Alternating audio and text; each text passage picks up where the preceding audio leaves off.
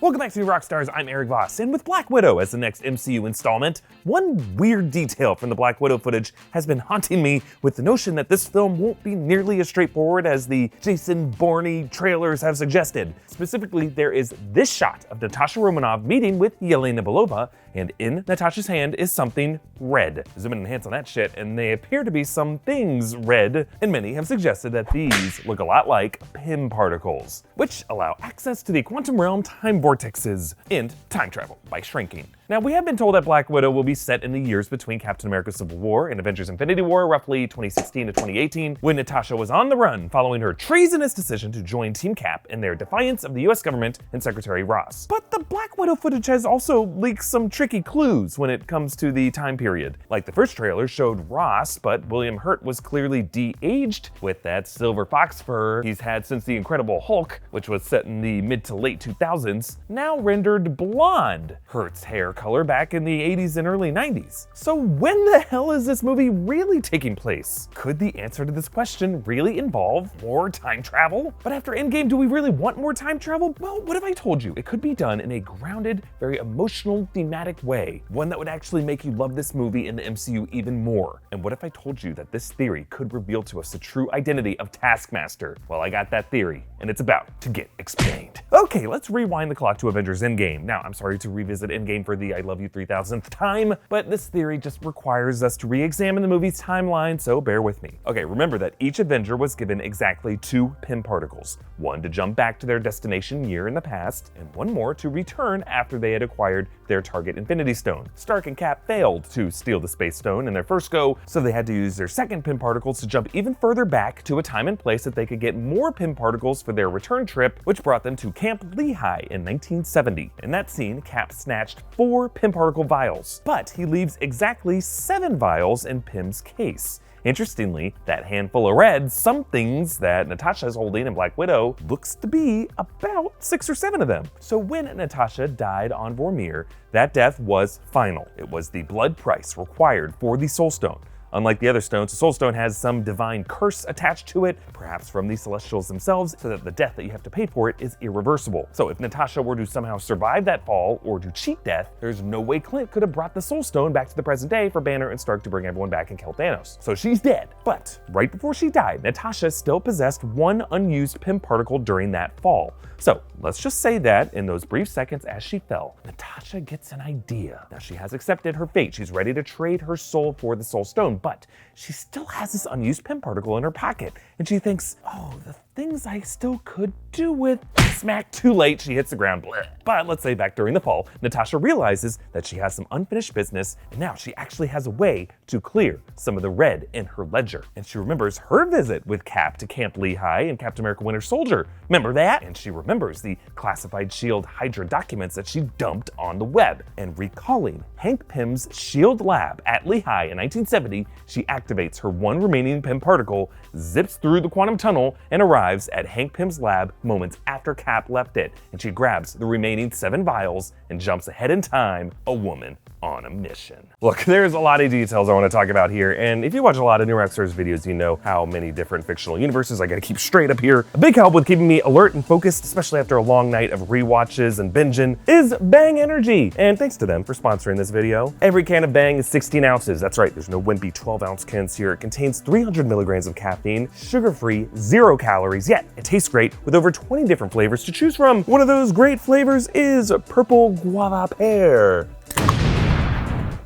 Ooh, it's like biting into a guava and a pear at the same time. Like if a guava and a pear had sex and they made this. It's like that, but in energy drink form. And I'm feeling great, ready to continue with this. Look, there are just some days where I'm just feeling low. I'm feeling lethargic. I can't get through the next sentence. But a sip of Bang.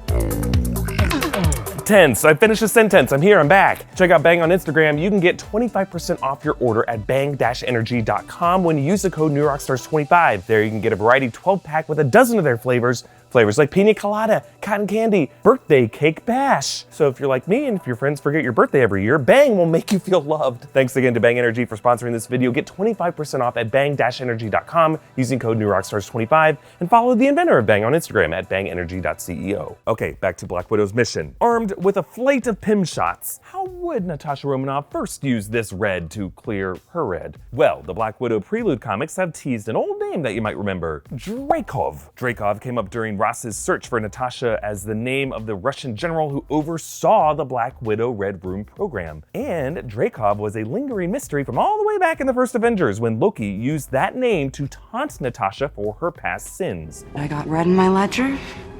I'd like to wipe it out. Can you? Can you wipe out that much red? Dreykov's daughter?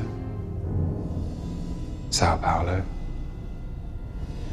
The hospital fire?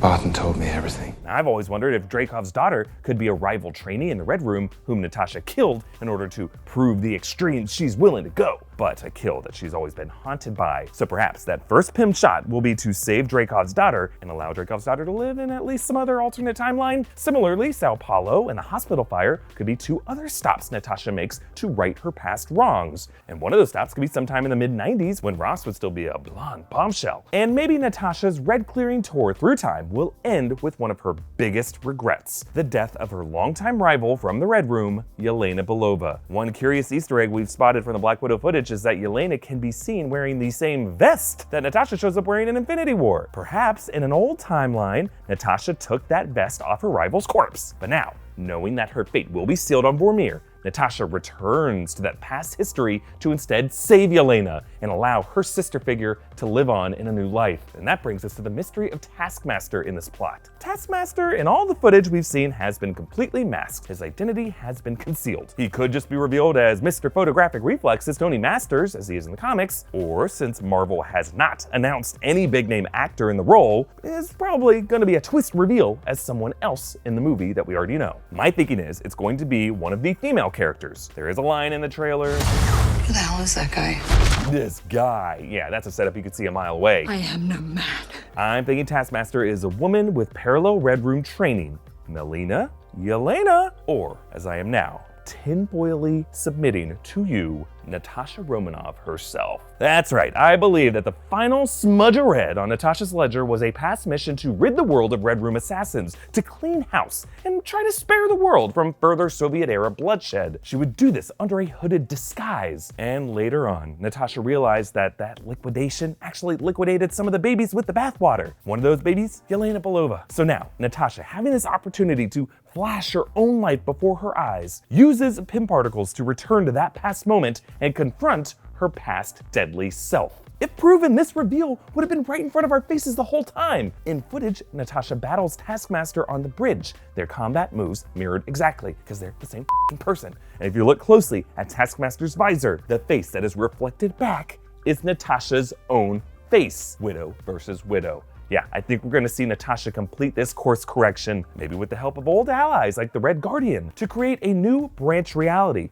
in which he and Yelena can live on in a new life where they can one day maybe join the Avengers. And with her second chance completed, Natasha will use her final Pym particle to return to that fall on Vormir and close the loop, seal her fate, and pay the Costa the Soul Stone to save the universe. Hey, comment down below with your thoughts on this theory. Follow me at EA Voss, follow New Rockstars on social media, and subscribe to New Rockstars here on YouTube. Be sure to hit that notifications button so you get all of our Marvel theories. And a reminder that New Rockstars offers bonus monthly videos exclusive to patrons for the kind of content YouTube won't really let us release publicly on this channel, like a frame-by-frame analysis of the church scene in The Kingsman or a breakdown of The Shining. You can access all of that stuff by supporting us on Patreon, and a big thank you to all of our current patrons. Thanks for watching. Bye.